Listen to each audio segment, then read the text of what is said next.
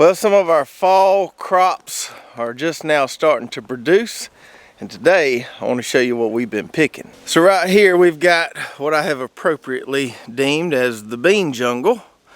We got 3 rows of pole/runner beans in here. In the middle we've got our slowest to bloom, which is these Christmas lima beans, but you can see there we're starting to get some blooms on these.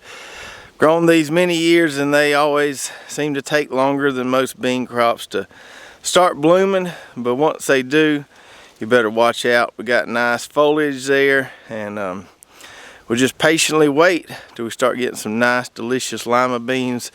Should have some just in time for Thanksgiving, I would imagine. Over here we've got our rattlesnake beans, and these are the first to produce of the 3 we've got here. We can see blooms on there. Now the bloom production kind of halted a little bit. We had a little cool spell come through, and these guys were just kind of in a state of staying put, but we got some more warm weather on the way, and I imagine we'll start seeing another surge of blooms here in a minute. You can see the bees there. Love these flowers. Always fun to come out here. See the bees enjoying some nice nectar there from all these pole bean flowers. And I just picked these yesterday, and I'll show you my harvest in a minute, but we can see some small ones on here. I picked them pretty clean, but there's one right there. Nice coloration on that one. There's some more small ones right there. We picked most of the big ones to medium-sized ones out of here yesterday. Picked this entire row. So let's go take a look at what we picked yesterday and talk about these rattlesnake beans a minute. So this is my harvest from yesterday. I picked an entire picking bucket full of these rattlesnake beans, and I've already got them in bags here. I split them up into 4 bags so we can eat some, give some away. We just use these bags here like you get at the grocery store, produce aisle. Put them in there, tie them up, poke a few holes in them, and they store in the fridge really good like that. So that's about how much I put in a bag. Get these out of the way. I got one bag busted open here so we can see what they look like. Now, this size right here is about as big as I like to let them get. Now, I've seen where some people will let the beans fill out completely, let them get kind of knotty and harvest them then. But I try to get them all before they get too big. This is probably ideal size. You can see it's kind of a flattened bean once it gets larger. And these striations, which gives it the name rattlesnake bean, can vary a good bit. We can see on these 2 here, and get them situated just right. So one of those you can see really pronounced purple striations. The other one you can hardly see them at all. And some of these beans don't really have any markings on them, and that's just because it's an heirloom variety. You'll see a lot of natural variation there. A lot of times that color will go away once you cook them anyhow, but it is nice and pretty to look at there. Now, when we pick them, we try to do what we call pick them clean. That's what Mom always told us to do growing up. So we'll pick even some of these small ones right here, and even though we'll snap these bigger ones, just put them in some boiling water with some bacon grease or ham hock. Some of these smaller ones here, we'll cook those whole. We can put those in the air fryer, roast them in the oven on a pan, get them nice and crispy. They're really good that way. Nice looking beans here. Don't look stung up at all. Nice, good little harvest there. Now, I had a lady the other day comment on one of our social media posts and say that she didn't like rattlesnake beans because they got all stringy on her. Now, I've told you this before on some of our other videos. I don't really understand this string bean thing, why people want stringless beans and all that. I've never had any issue with having any strings in my beans. These things are nice and crispy. Don't really feel any strings there.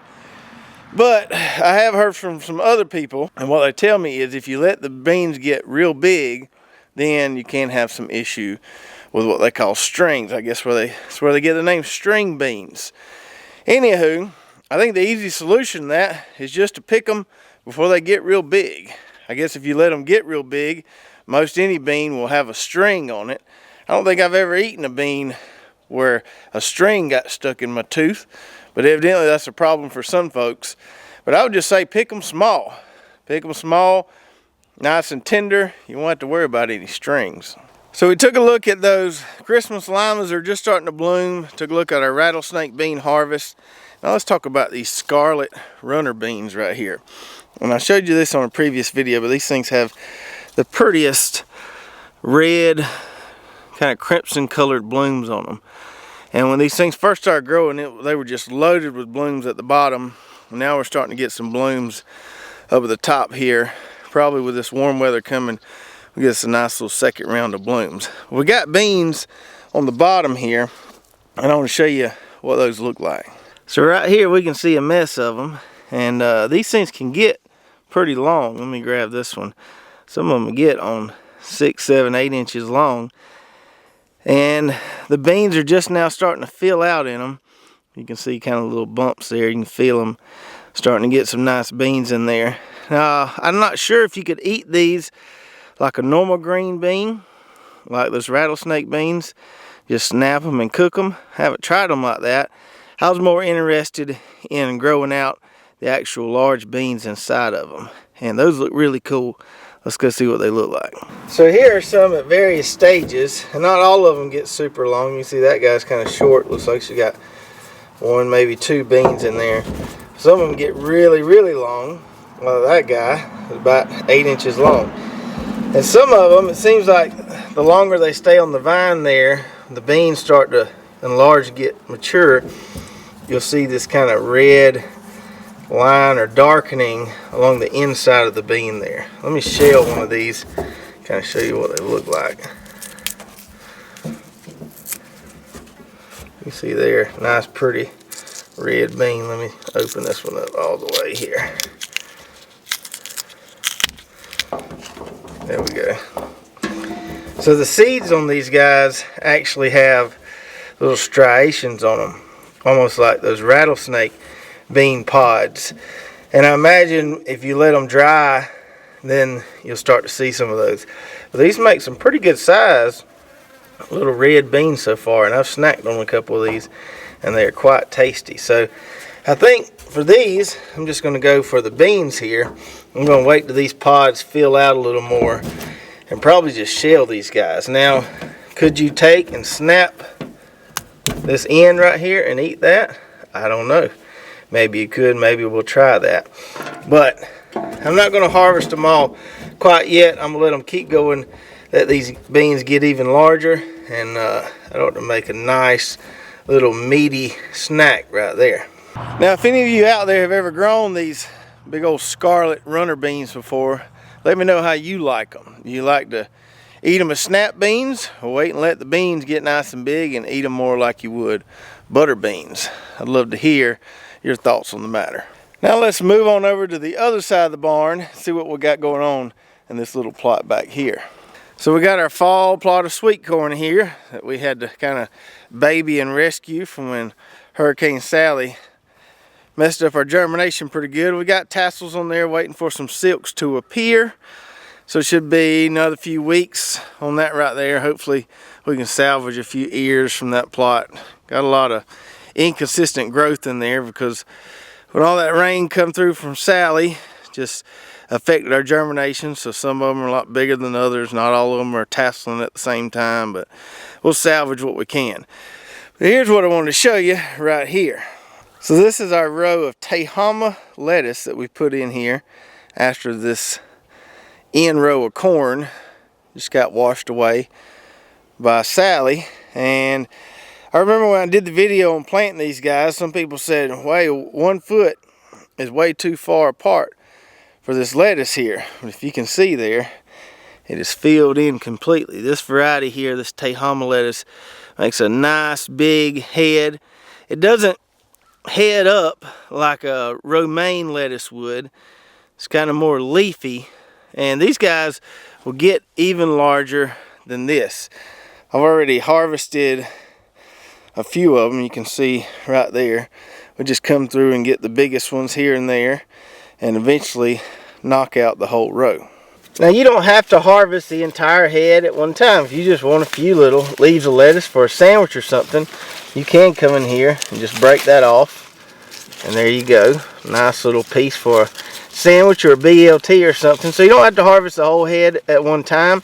If you don't want to do that, you can just pick off leaves as you go, and this thing will keep growing up a little bit. I really like this variety because it's heat tolerant. It holds well, even with these crazy fluctuating temperatures we've been having, where it's 40 degrees one day and 80 the next. It holds really well. Hasn't shown any signs of bolting yet. This head will get a good bit bigger, probably, you know, on up around here if we let it go that far. And that's another nice thing. You can harvest some of them small. You don't have to harvest them all at one time. You can plant you a whole row and just eat them as you need them, because they're going to hold well. Now when I harvest the whole head, what I'll do is I'll come in here and I'll just cut it at the base, just like that. And unless you're growing lettuce in a high tunnel where you're not getting any rain, you're always going to get a little bit of this at the bottom. Some of these bottom leaves are a little dirty, so I'll just field dress them out here, kind of shake the dirt off, and then you can take that inside there, wash that up. You can put it in a salad spinner and dry it. Put it in a Ziploc bag to keep for a few days. So you can harvest you several heads at the time, have them ready to eat, or just come out here and get one when you need it. And down here in the south, here in zone 8B, we can grow lettuce like that all throughout the fall and winter months. So we'll succession plant it. I have some more that's, you know, probably 3 weeks in the ground so far. And we'll just keep planting lettuce every couple weeks. That way we always have a constant supply there. Doesn't get cold enough here to really damage the plants.